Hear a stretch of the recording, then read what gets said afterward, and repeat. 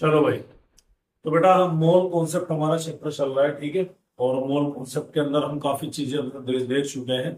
कल मैंने आपसे बात करी थी परसेंटेज कंपोजिशन को, किसी भी एलिमेंट का अगर किसी भी कंपाउंड में हमें ये निकालना है कि वो कंपाउंड कितना परसेंट है उसके अंदर अवेलेबल। तो कल हमने उसके बारे में क्या करी थी बात, जिसमें हमने फॉर्मूला लगाया था एटोमिसिटी मल्टीप्लाई बाई आपके क्या लगाया था, weight of that particular element divided by total weight of the compound. समझ में आ रही बात, total molar mass of the compound. ये परसेंटेज वेट का क्या था, कैलकुलेशन। समझ में आ रही बात। आज हम बात करने वाले हैं भैया एम्पेरिकल फॉर्मूला के बारे में। किसके बारे में बात करेंगे, एम्पेरिकल फॉर्मूला। तो इंपॉर्टेंट टॉपिक है, ऐसा नहीं है कि एम्पेरिकल फॉर्मूला इंपॉर्टेंट नहीं है, लेकिन एम्पेरिकल फॉर्मूला की खास बात क्या है कि बेसिकली जो हम एम्पेरिकल फॉर्मूला कैलकुलेट करते हैं वो किसके लिए करते हैं, ऑर्गेनिक कंपाउंड के लिए। किसके लिए भाई, ऑर्गेनिक कंपाउंड। ऐसा नहीं है कि एम्पेरिकल फॉर्मूला इनऑर्गेनिक के लिए कैलकुलेट नहीं किया जाता।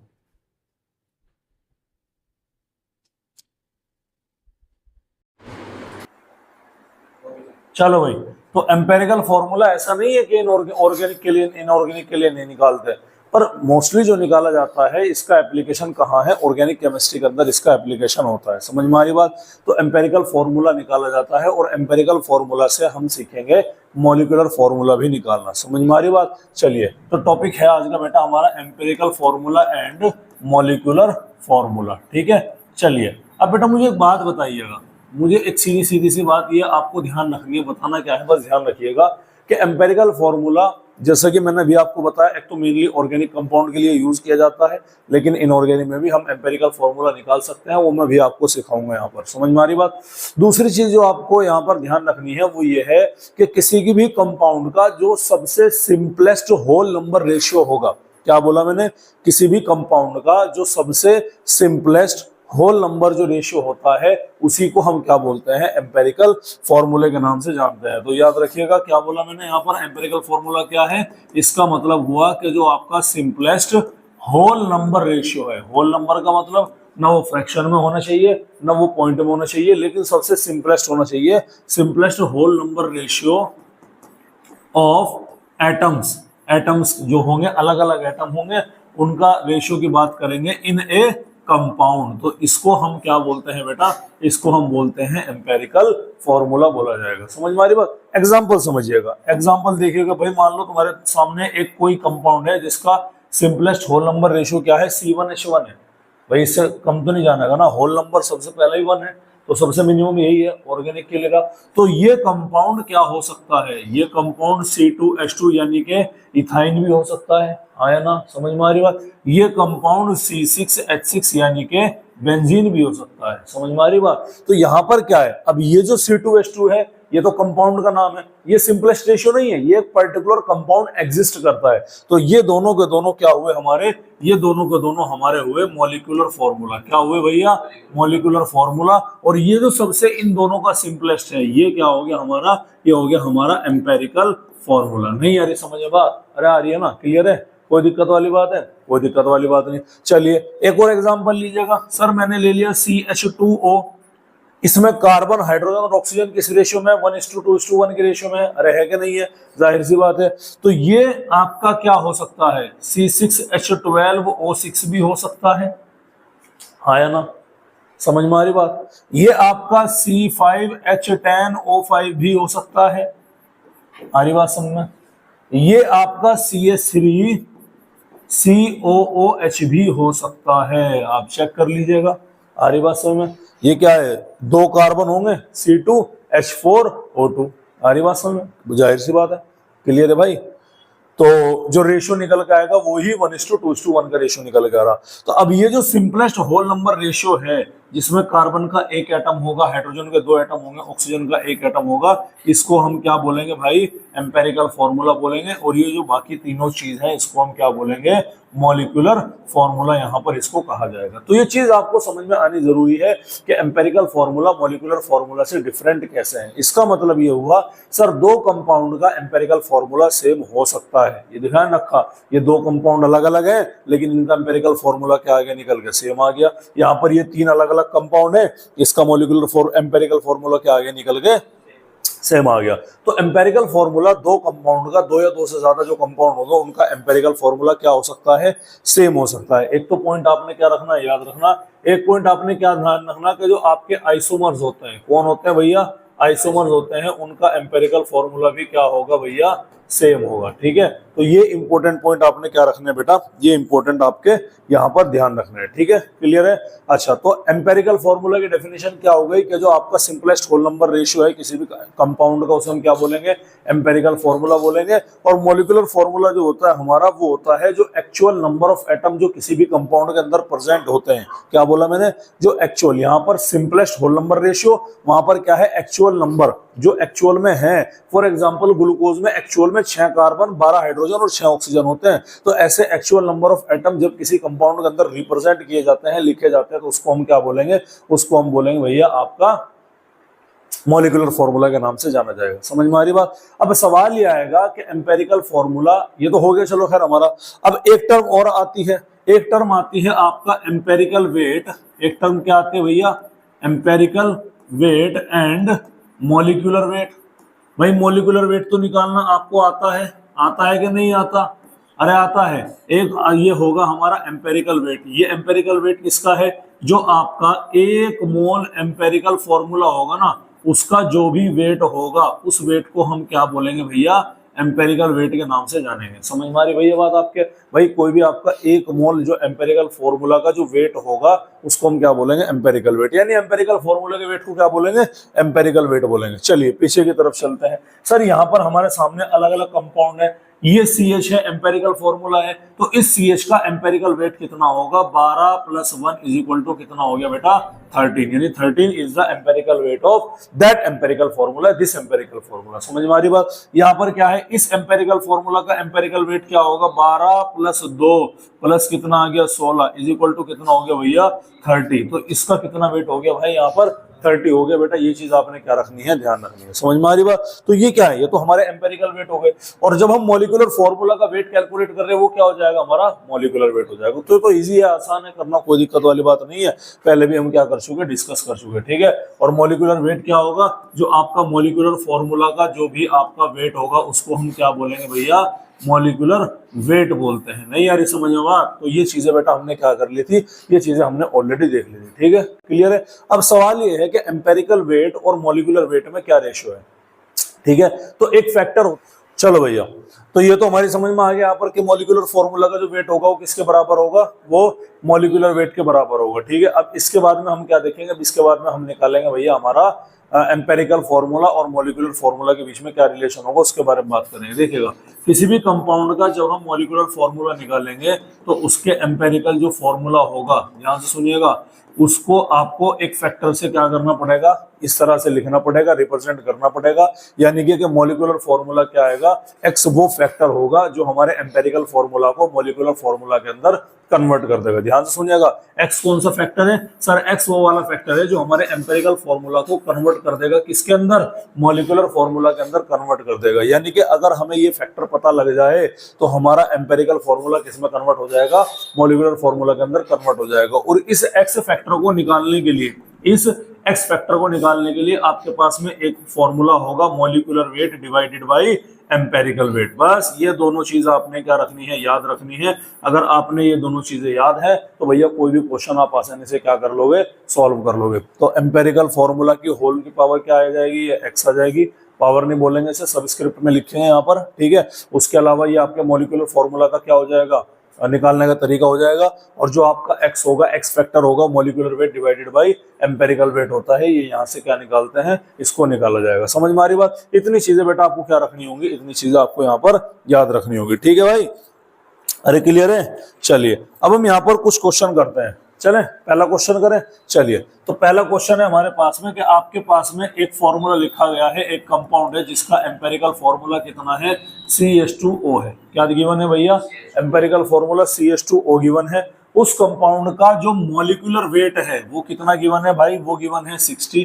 तो आपको उस कंपाउंड का मॉलिक्यूलर फॉर्मूला क्या करना है भाई, कैलकुलेट करना है। इसके अलावा आपको और कोई भी डाटा यहाँ पर गिवन नहीं है। समझ में आ रही बात? क्या क्वेश्चन दिया आपको कि आपको क्या निकालना, एम्पेरिकल फॉर्मूला आपको गिवन है, मॉलिक्यूलर वेट आपको क्या है दिया गया है, मॉलिक्यूलर फॉर्मूला क्या करना है, निकालना है। आपको अच्छी तरीके से मालूम है कि आपको कुछ भी चाहिए, सबसे पहले आपको एक्स फैक्टर की जरूरत पड़ेगी। पढ़ने वाली है कि नहीं पढ़ने वाली है?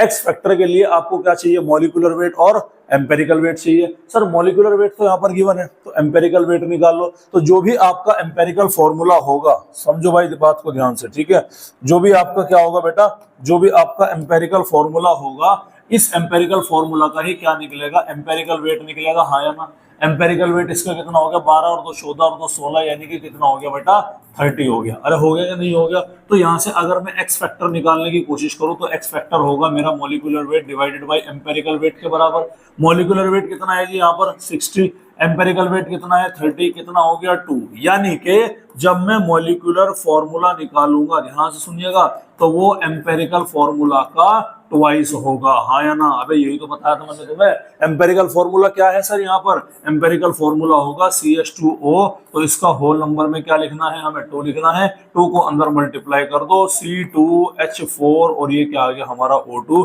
ये हमारा क्या होता है बेटा, ये हमारा मॉलिक्यूलर फॉर्मूला निकालने का तरीका होगा। समझ में आ रही बात? क्लियर है? अगर आप इसका मॉलिक्यूलर फॉर्मूला चेक करेंगे तो बेटा इसका क्या निकल के आएगा, इसका आएगा 60 ही निकल के आएगा, जो कि वहां पर ये बने 16 16 32, 12 12 24, 32 और 12 32 और 24, आपकी कितना हो गया है भाई, 56 हो गए, ठीक है, और 4 हो गए आपके हाइड्रोजन के, कितना हो गए टोटल, 60 यहाँ पर हो जाते हैं। समझ में आ रही बात? क्लियर है? अच्छा ठीक है। कभी कभी ऐसा होता है कि अगर आपको डायरेक्ट ये दे रखा और सिर्फ मॉलिक्यूलर फॉर्मूला पूछ रखा, ध्यान से देखिएगा, क्या पूछ रखा, मॉलिक्यूलर फॉर्मूला पूछ रखा, और मॉलिक्यूलर वेट आपको क्वेश्चन के अंदर गिवन है, तो आपको ये सारा चाहे तो आप सॉल्व कर सकते हैं, लेकिन अगर ऑप्शन ज्यादा बड़े नहीं है, समझ में आ रही बात, या ऐसे हैं कि कई ऑप्शन ऐसे मिल सकते हैं आपके जिनका आपको याद रहे बड़ी आसानी से, हाँ भाई CH3COH है, एसिटिक एसिड है, हमारे याद है 60 है इसका।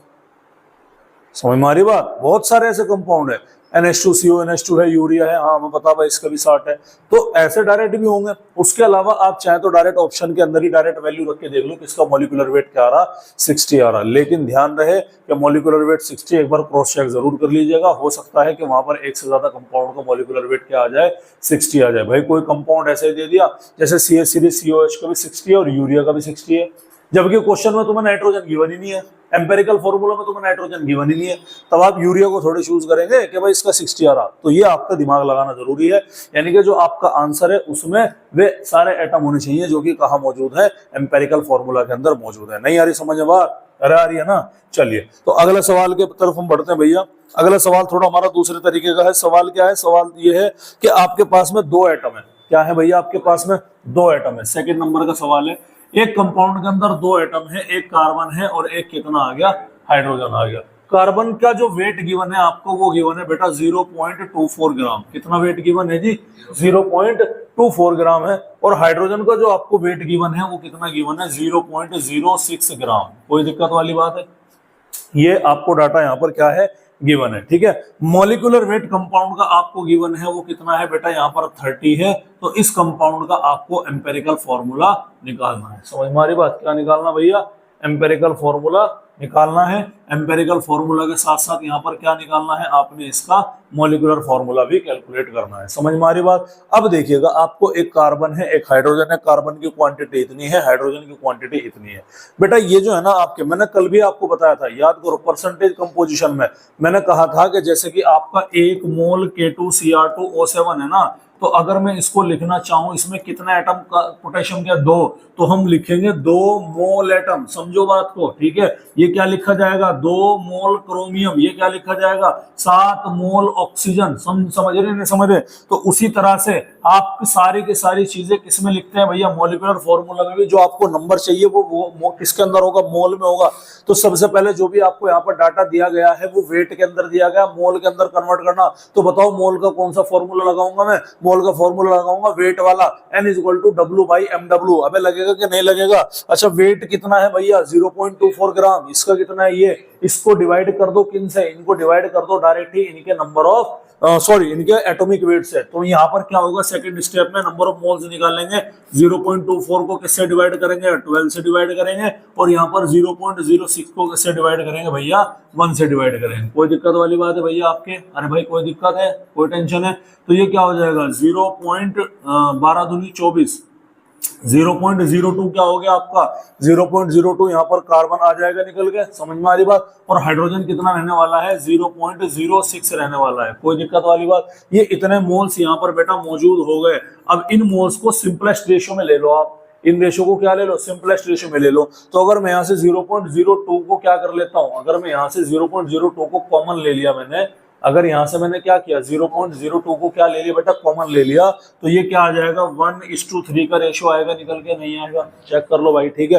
तो फॉर्मूला क्या बन गया, फॉर्मूला बन गया हमारा कार्बन, ध्यान से देखिएगा, फॉर्मूला बना कार्बन का 1 एटम है और हाइड्रोजन का क्या है, 3 एटम है। तो ये क्या है हमारा, ये बेटा हमारा एम्पेरिकल फॉर्मूला है। क्या है बच्चों हमारा यहाँ पर, ये हमारा एम्पेरिकल फॉर्मूला निकल के आ जाता है। समझ में आ रही बात, क्लियर है? अच्छा, इस एम्पेरिकल फॉर्मूला का एम्पेरिकल वेट कितना होगा सर? 12 तो होगा किसका भैया, 12 तो होगा कार्बन का। अरे होगा कि नहीं होगा, 3 होगा। हाइड्रोजन का टोटल कितना आ गया, 15 आ गया। अब मुझे यहाँ से क्या निकालना, एक्स फैक्टर। एक्स फैक्टर के लिए क्या निकालेंगे sir, molecular weight divided by empirical weight. Molecular weight कितना, 30, एम्पेरिकल वेट कितना, 15, कितना हो गया, 2 हो गया। समझ में आ रही बात? और मॉलिक्यूलर फॉर्मूला का फॉर्मूला क्या होगा भैया, आपके एम्पेरिकल फॉर्मूला का होल पावर क्या रहेगी, ये 2 रहेगी। एम्पेरिकल फॉर्मूला कितना गिवन है तुम्हारा, CH3, और इसका होल ट्वाइस आप कर देंगे तो आंसर क्या आ जाएगा, C2H6। बेटा ये आपने क्या रखना है, ध्यान रखना है। तो इस कंपाउंड का मॉलिक्यूलर फॉर्मूला क्या रहेगा, C2H6, और एम्पेरिकल फॉर्मूला क्या रहने वाला है,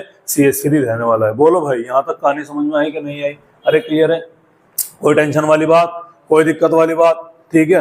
कुछ लोग मैं बता दूं आपको, जैसे हमने यहाँ पर मोल्स कैलकुलेट करे, तो कुछ यहाँ पर नंबर ऑफ एटम भी कैलकुलेट करे हैं। ध्यान से सुनिए, नंबर ऑफ एटम, मैं उसका भी थोड़ा सा हिंट दे देता हूँ आपको। सर मोल के 2 फॉर्मूला हैं, एक है वेट बाय मॉलिक्यूलर वेट और एक है नंबर अपॉन एवोगैड्रो नंबर। हाँ या ना? होगा नहीं होगा? अगर मुझे यहाँ से नंबर कैलकुलेट करना है तो Na यहाँ ले जाना पड़ेगा, यानी नंबर ऑफ मॉलिक्यूल के लिए, एटम के लिए, पार्टिकल के लिए WNA अपॉन MW होगा कि नहीं होगा? ये क्या होगा तुम्हारा, ये number of moles into Na आएगा कि नहीं आएगा? अच्छा, Na यहाँ भी आएगा और Na वहां भी आएगा, तो यहाँ पर 0.2 के साथ साथ क्या कॉमन लिया जाएगा, Na भी तो कॉमन लिया जाएगा, तो यहाँ का भी Na खत्म हो जाएगा, वहां का भी हो जाएगा, इसीलिए यहाँ पर लिखने की कोई जरूरत नहीं है। दोनों मेथड ठीक है, आप चाहे तो नंबर ऑफ एटम से निकाल सकते हैं, चाहे मोल से निकाल सकते हैं। मुझे तो मोल्स वाला इजी लगता है, कौन क्या, क्योंकि क्वेश्चन डिसाइड करेगा ना हम क्या यूज करेंगे। जैसे मैं एक और क्वेश्चन दे देता हूँ, अभी आपको आगे देखिएगा। सर मेरे पास में अगला क्वेश्चन आता है कि आपके पास में क्या है भैया, आपके पास में 2 एटम है। कौन कौन से हैं भैया, 2 एटम?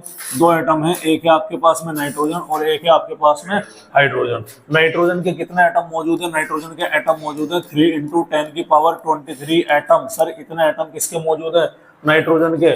और हाइड्रोजन कितना है यहाँ पर, हाइड्रोजन है आपका 1 ग्राम। क्या है बच्चों, हाइड्रोजन यहाँ पर 1 ग्राम होगा। समझ में आ रही भैया बात आपको? उसके अलावा इस कंपाउंड का जो मॉलिक्यूलर वेट आपको गिवन है वो कितना है, इस कंपाउंड का मॉलिक्यूलर वेट आपको 32 ग्राम पर मोल। ये आपको उस कंपाउंड का क्या दिया गया है, मॉलिक्यूलर वेट दिया गया है। तब आपको क्या निकालना है, एम्पेरिकल फॉर्मूला निकालना है, और साथ ही साथ क्या निकालना है, मॉलिक्यूलर फॉर्मूला भी आपको यहाँ पर कैलकुलेट करना पड़ेगा। अरे नहीं यार, क्या समझ में बात आ रही है ना? ठीक है, क्लियर है? अब समझो इस चीज को कैसे। सर यहाँ पर एटम है, यहाँ पर ग्राम है, तो क्या कर लो, मोल में कन्वर्ट कर लो।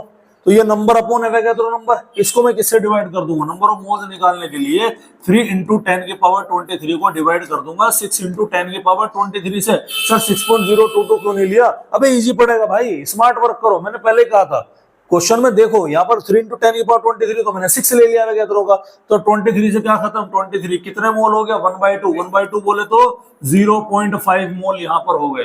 हाइड्रोजन का given weight upon molecular weight, hydrogen का मॉलिक्यूलर एटॉमिक वेट कितना है, 1 है, तो ये वैल्यू कितनी आ गई, 1 आ गई। अरे सर ये तो गड़बड़ हो गई, क्यों हो गई 1? क्योंकि ये 0.5 है और ये 1 है, और आपने तो कहा था एम्पेरिकल फॉर्मूला फ्रैक्शन में नहीं होगा, तो क्या कर दो, इसको भैया किससे मल्टीप्लाई कर दो, 2 से मल्टीप्लाई कर दो। सर 1 से क्यों नहीं करेंगे, 1 से तो सेम रहेगा, 2 से मल्टीप्लाई करेंगे तो सबसे पहला नंबर, कॉमन नंबर जो उसकी फ्रैक्शनलिटी को क्या कर सके, रिड्यूस कर सके, हटा सके, तो वो क्या है हमारा, वो 2 है। क्योंकि 1/2 आ रहा ना, 3 2 6, 1/2 आ रहा ना, तो 2 को खत्म करने के लिए क्या लगाया, 2 लगाया, तो 0.5 इंटू 2, तो ये क्या आ गया 1 और ये क्या आ गया 2। यानी कि इस कंपाउंड का जो आपका एम्पेरिकल फॉर्मूला है वो निकल के क्या आया, NH2 निकल के आया, हाँ या ना। अगर NH2 है तो इस कंपाउंड का एम्पेरिकल वेट कितना आएगा, 17 प्लस ये 14 प्लस 2 16 आएगा निकल के, हाँ या ना। भाई एक नाइट्रोजन का 14 है, 2 हाइड्रोजन का 2 है, कितना आएगा 16 आएगा निकल के। अगर 16 आएगा तो इस कंपाउंड के लिए एक्स फैक्टर कितना होगा, मॉलिक्यूलर वेट 32/16 कितना आएगा आपके, 2 होगा कि नहीं होगा। और अगर 2 है तो इसका मॉलिक्यूलर फॉर्मूला क्या निकल के आएगा भैया, NH2 का होल ट्वाइस, बोले तो भैया N2H4। अरे भाई ये इस कंपाउंड का क्या हो गया, मॉलिक्यूलर फॉर्मूला हो गया। ये हो गया आपके क्वेश्चन नंबर 3। कोई दिक्कत वाली बात है भैया? अब मैं एक आध क्वेश्चन और करा दे रहा हूं आपको, क्योंकि नंबर ऑफ एटम वाला मैंने क्वेश्चन यहाँ पर आपको करा दिया, इसमें कोई दिक्कत वाली बात तो है ही नहीं। ठीक है भाई, क्लियर है? एक क्वेश्चन करा देता हूं बेटा मैं आपको परसेंटेज वाला, जहां पर आपको क्या गिवन है, जहां पर आपको परसेंटेज गिवन है। ठीक है, एक क्वेश्चन मैं आपको करा देता हूं, कौन सा वाला भाई, परसेंटेज वाला।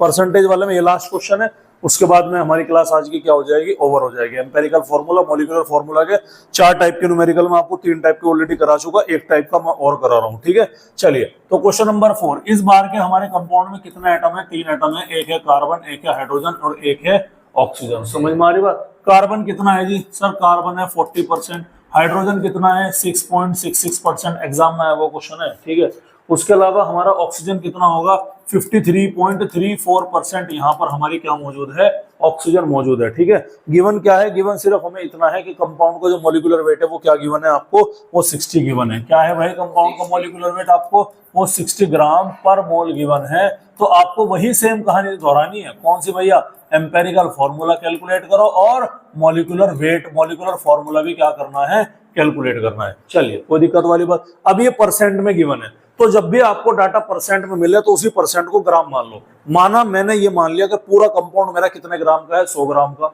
आ रही बात समझ में? तो 100 इजी पड़ेगा ना, तो 100 ग्राम में 40 ग्राम क्या हो गया मेरे पास में, कार्बन। हाइड्रोजन कितना हो गया, 6.66 ग्राम हो गया। ऑक्सीजन कितना हो गया, 53.34 ग्राम हो गया, हाँ या ना। दूसरे महीने मोल्स में कन्वर्ट कर लो, तो लगे हाथ किससे डिवाइड कर दो, इनको 12 से डिवाइड कर दो। इसको किससे कर दिया, 1 से। इसको किससे कर दिया भैया, 16 से डिवाइड कर दिया। नहीं आ रही समझ में बात? अरे आ रही है ना, कोई दिक्कत वाली बात है? तो ये आपका निकल के कितना आ जाता है, ये आ जाता है आपका 3.33। भाई 12 × 36 बचे 4, 0 लगा लेंगे, फिर 12 × 36 फिर 4 बचेंगे, फिर 0 लगा लेंगे। ये कितना हो गया तुम्हारा, 6.66 हो गया। और ये 16 दूनी 32, 16 × 48, 48 48 और 5, 16 × फिर 48, ये भी आपका क्या हो जाएगा, 3.33 निकल के आ जाएगा। नहीं यार ये समझ में बात, क्लियर है? तो ये क्या था आपका, ये था आपका 3.33, 6.66, 3.33। अगर आपको कॉमन लेने में दिक्कत है ना, तो ध्यान रखिएगा जो भी इन तीनों में सबसे छोटा नंबर आएगा उसी नंबर से सबको डिवाइड कर दो। समझ में आ रही बात? भाई कॉमन लेना आना चाहिए। आप नीट की प्रिपरेशन कर रहे हैं, बोर्ड वाले बच्चों के लिए है कि ये निकाल लो वो निकाल लो, उनकी तो बाकायदा एक टेबल बनाई जाती है कि इससे इसको डिवाइड करो, इस ट्रिग्नोमेट्री से डिवाइड करो, फलाना ठिकाना, कोई काम का नहीं है। समझ में आ रही बात? तो 3.33 को 3 से डिवाइड, यानी कॉमन लेना अगर आप में प्रॉब्लम हो रही तो ध्यान रखिएगा। तो ये आएगा 1:2:1 का रेशियो निकल के आएगा कि नहीं आएगा? तो बताओ कंपाउंड का एम्पेरिकल फॉर्मूला क्या आएगा? एम्पेरिकल फॉर्मूला आएगा CH2O। ये क्या है मेरा, ये है मेरा एम्पेरिकल फॉर्मूला। और इसका एम्पेरिकल वेट कितना आ गया, 30। MW कितना है हमारा, 60। तो यहाँ पर एक्स फैक्टर की वैल्यू कितनी आ गई, 2 आ गई। तो मॉलिक्यूलर फॉर्मूला जो होगा वो डायरेक्ट लिख रहा हूं मैं, C2H4, और ये क्या हो गया आपके O2 के बराबर हो गया। नहीं यार समझ बात? तो ये आपका क्या है, C2H4O2, यानी कि एसिटिक एसिड है, CH3COOH। समझ में आ रही बात आपके? तो ये क्या हुआ बेटा आपके, ये था आपके एक वैरायटी थे। तो मैंने एक टाइप में क्या लिया कि अगर क्वेश्चन में परसेंटेज गिवन है तो कैसे निकालना, क्वेश्चन में एटम गिवन है तो कैसे निकालना, क्वेश्चन में मोल्स वेट गिवन है तो कैसे निकालना, और क्वेश्चन में भैया डायरेक्ट आपको एटम गिवन है, मतलब मोल गिवन है, डायरेक्ट एम्पेरिकल फॉर्मूला है, कैसे निकालना। 4 टाइप के क्वेश्चन यहाँ पर बनते हैं। और भी आप अब देखो, अब क्वेश्चन कॉम्प्लेक्स कैसे बनाएंगे, डिजिट चेंज कर दो, पॉइंट में आंसर दे दो, कॉम्प्लेक्स बनाएंगे नहीं। बेसिक फंडा तो बेटा आपका यही है, इसके अलावा और कोई भी यहाँ पर बेसिक फंडा आपका नहीं होगा। समझ में आ रही बात आपको, क्लियर है भाई? अरे कोई दिक्कत वाली बात, कोई टेंशन वाली बात है भाई? ठीक है, बढ़ जाए आगे। तो इसी ये हमारा मोल कॉन्सेप्ट का बेटा कौन सा लेक्चर था, शायद 4th लेक्चर था। ठीक है। तो फोर्थ लेक्चर तक हमने क्या देख लिया, एम्पेरिकल फॉर्मूला और मॉलिक्यूलर फॉर्मूला हम यहाँ पर देख चुके हैं। समझ में आ रही बात, कोई दिक्कत वाली बात है? एक चीज और नोट कर लीजिएगा, ठीक है, यहीं पर साइड में नोट कर लीजिएगा, जब आप नोट्स बनाएंगे तो उस टाइम पर ध्यान सुनिएगा। एक टर्म आती है वेपर डेंसिटी। क्या आती है भैया? Vapour density. भैया कुछ नहीं है वेपर डेंसिटी, घबराने की कोई जरूरत नहीं है। वेपर डेंसिटी का जो फॉर्मूला होगा वो क्या होगा? Molecular weight of by 2। जो आपका मॉलिक्यूलर वेट होगा उससे किसको डिवाइड कर दो? 2 से डिवाइड कर दो। और वेपर डेंसिटी किसके लिए कैलकुलेट की जाती है? ये गैसेस के लिए कैलकुलेट करी जाती है। सर ये क्यों बता रहा कि शायद आपको कहीं पीवाईक्यू के अंदर मेरे जहन में आ रहा कुछ वेपर डेंसिटी वाला कुछ ना कुछ एप्लीकेशन मिल जाएगा। तो जब भी आपको वेपर डेंसिटी पूछा दिया जाएगा, क्वेश्चन पूछा जाएगा कि इसकी वेपर डेंसिटी इतनी है, तो वहां से अगर तुम्हें मॉलिक्यूलर वेट निकालने की बात आए तो मॉलिक्यूलर वेट कैसे निकालोगे? वो आपका ट्वाइस ऑफ वेपर डेंसिटी निकल कर आएगा। समझ में आ रही बात आपके? क्लियर है भाई? कभी कभी कंपाउंड में, बीसी कंपाउंड में, एम्पेरिकल वाले मान लो मैंने तो यहाँ पर आपको दे दिया ना, अगले वाले में क्या गिवन है? मॉलिक्यूलर वेट गिवन है। हमें मॉलिक्यूलर वेट ना देकर यहाँ क्या बोल दूं कि इस कंपाउंड की वेपर डेंसिटी कितनी है? 15 ग्राम। समझ रहे हैं ना? वेपर डेंसिटी कितनी है? 15 आ गई। अब वेपर डेंसिटी अगर 15 है तो मॉलिक्यूलर वेट कितना हो गया? 30। कॉमन सेंस की बात है। समझ में आ रही बात? अगले वाले क्वेश्चन में मैंने बजाय मॉलिक्यूलर वेट ना देने क्या कह दिया? वेपर डेंसिटी मेरी कितनी है भैया? 16।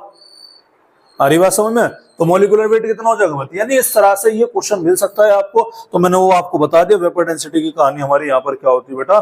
कंप्लीट होती है। ठीक है, क्लियर है? तो इसके अलावा तो और कोई न्यूमेरिकल मुझे ऐसा दिख नहीं रहा कि जहां पर थोड़ा सा बनती है बात। बाकी डीपीपी आपको मिलेगी, उसमें काफी क्वेश्चन आज उसके आएंगे परसेंटेज कंपोजिशन के।